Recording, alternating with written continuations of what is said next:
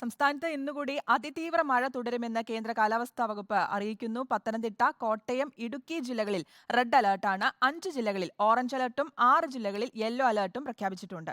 വിനോദസഞ്ചാര കേന്ദ്രങ്ങളിലും മലയോര മേഖലയിലും രാത്രികാല യാത്രാവിലക്ക് തുടരുകയാണ്.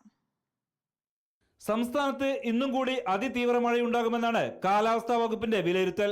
തെക്കൻ മധ്യ ജില്ലകളിൽ കൂടുതൽ മഴ ലഭിക്കും. പത്തനംതിട്ട, കോട്ടയം, ഇടുക്കി ജില്ലകളിൽ റെഡ് അലർട്ടും തിരുവനന്തപുരം, കൊല്ലം, ആലപ്പുഴ, എറണാകുളം, തൃശൂർ ജില്ലകളിൽ ഓറഞ്ച് അലർട്ടും പാലക്കാട്, മലപ്പുറം, കോഴിക്കോട്, വയനാട്, കണ്ണൂർ, കാസർഗോഡ് ജില്ലകളിൽ യെല്ലോ അലർട്ടും പ്രഖ്യാപിച്ചു. പത്തനംതിട്ടയിൽ മാത്രമാണ് റെഡ് അലർട്ട് ഉള്ളത്.